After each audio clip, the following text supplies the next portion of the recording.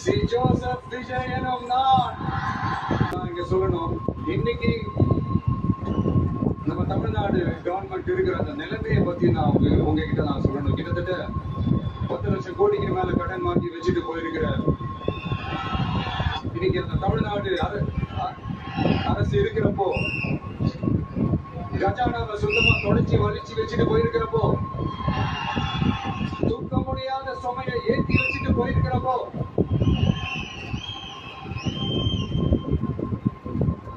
அப்படிப்பட்ட ஒரு நிலைமையில தான் இந்த பொறுப்பை நம்ம கையில் எடுத்திருக்கிறோம்.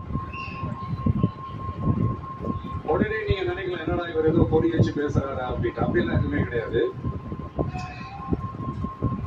உள்ள போய் பார்த்தாதான் தெரியும் எது எந்த நிலைமையில இருக்கு, என்ன இருக்கு என்ன இல்ல, எது எந்த நிலைமையில இருக்கு எது எந்த நிலைமையில இல்ல.